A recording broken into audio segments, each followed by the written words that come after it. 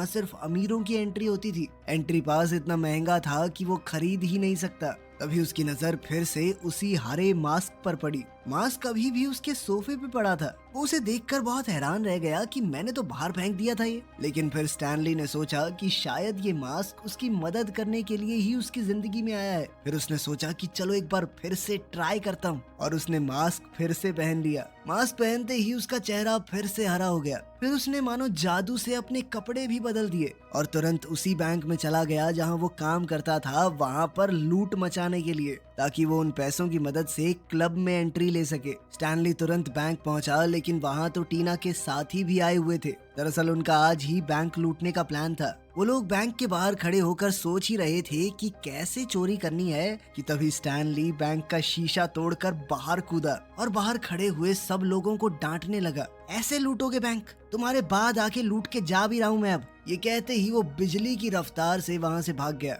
इतनी तेज भागा कि कोई उसे देख तक नहीं पाया। जल्द ही पुलिस वाले वहां आ गए और काले कपड़ों वाली गैंग को चोर समझकर उनके ऊपर गोलियां बरसाने लगे। गैंग वालों ने भी गोलियां चलाई और मौका देखकर भाग निकले।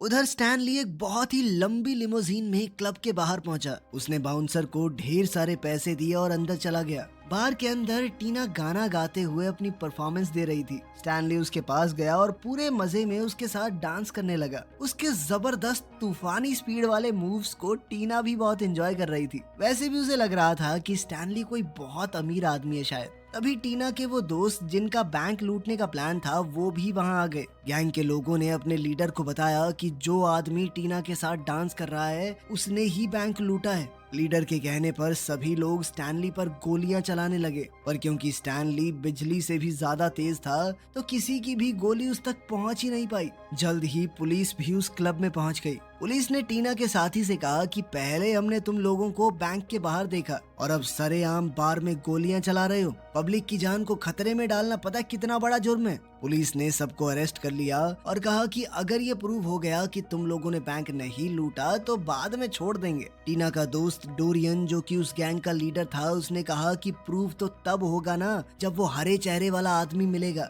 क्योंकि असली चोर तो वही है। तब पुलिस